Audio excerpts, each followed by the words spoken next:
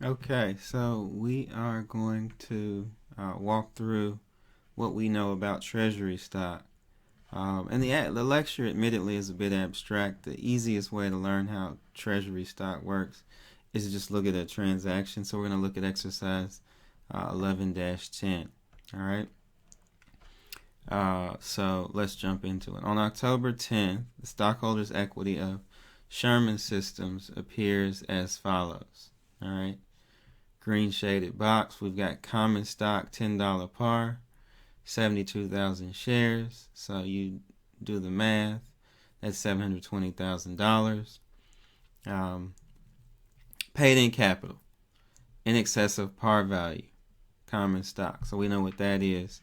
Obviously, the common stock sold for more than the $10 par value. So that goes into the paid in capital. And then retained earnings. And we know what that is as well. Those are the income, the aggregate are the incomes of prior years added together, less any losses from prior years subtracted out. All right. Okay, so we're only going to do part one. Part two, I don't test and we're not going to cover. So, in requirement 1A,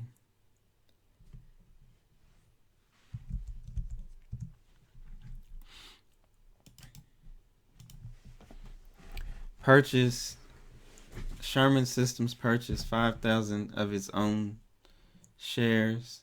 Purchased 5,000 shares of its own common stock at $25 per share on October 11th. All right. So when a company purchases its own, we're going to use a contra equity account that we call treasury stock. And of course, the company has to pay cash to the investors that were holding its stock. All right. So that works out 5,000 times 25.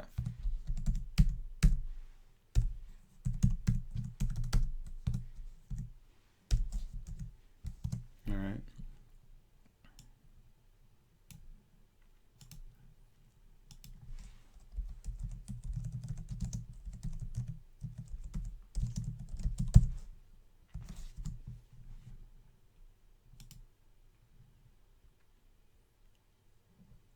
All right, looks like I put an additional L, so let me take that out. Purchase treasury stock. So that's what the purchase looks like. But we do need to keep in mind, and you probably would put that in a notation.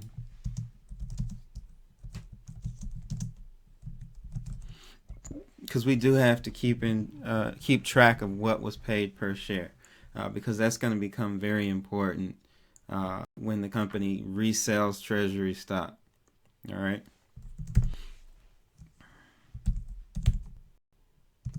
All right. Transaction 1B. We are right here. Sold 1,000 treasury shares on November 1st for $31 per share. All right.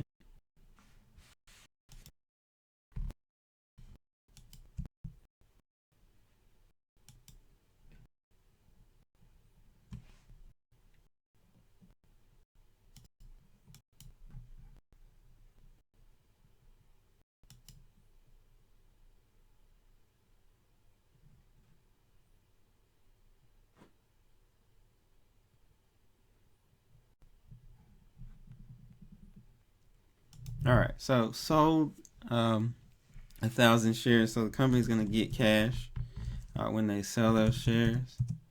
All right. They only sold 1,000 of the 5,000 that were purchased.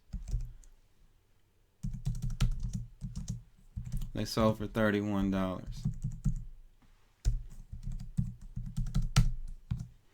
All right. So that raises $31,000. Now, keep in mind the treasury stock comes off the books at the same price it went on. All right.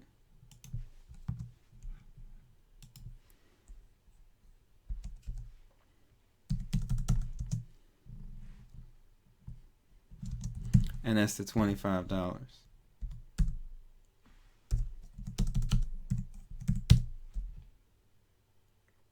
All right. So we'll need a plug because debits don't equal credits.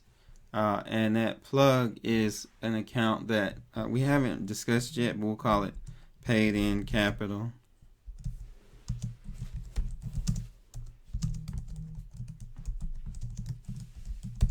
Treasury stock.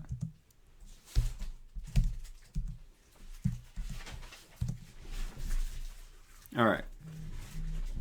Which increases the equity account. And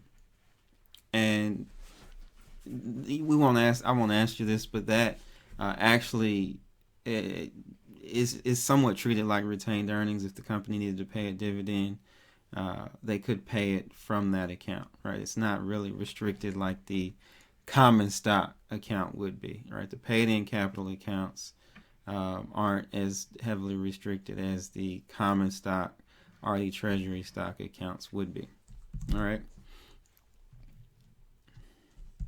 And so we've got 1C. Sold all remaining treasury shares for $20 cash per share. All right. So in this case, it was sold for less than the company paid.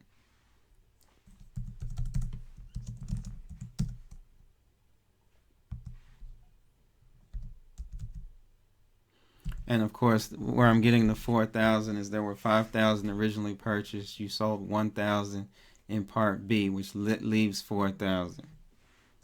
All right.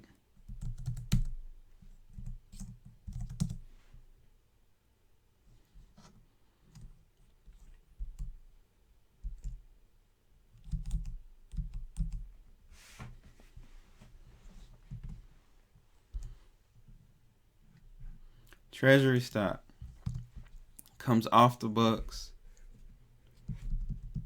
at the same $25. All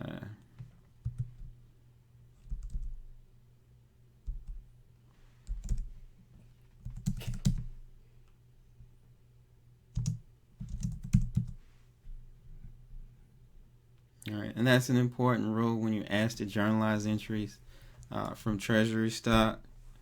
Whether the company, after the company is purchased, when the company resells treasury stock, it comes off the books at what the company paid, regardless of whether the sale was for more or less than the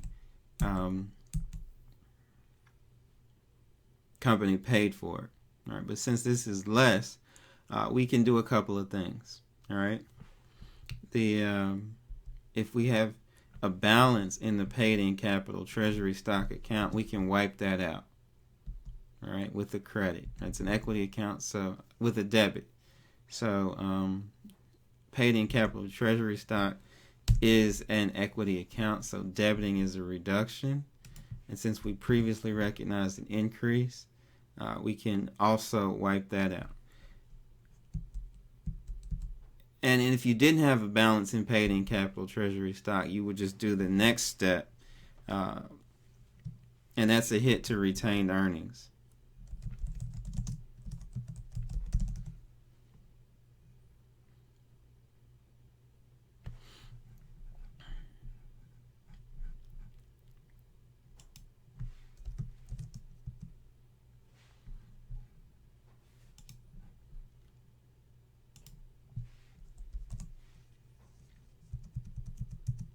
All right, which is a plug. 100,000 less the 80 less the 6. All right, and so you want to think of that. This is really not the best case scenario. If a company sells treasury stock for less than they paid for it, they're going to take a hit in retained earnings, which is not a good thing. That means that that's less that the company has to pay out for dividends. It makes the balance sheet look worse. It's not the plan when you buy treasury stock. All right. But if it happens, this is how you have to journalize it. Okay. That's all we're going to do for this problem. We're not going to continue on with the revised equity portion of the balance sheet. All right, so that's all for now.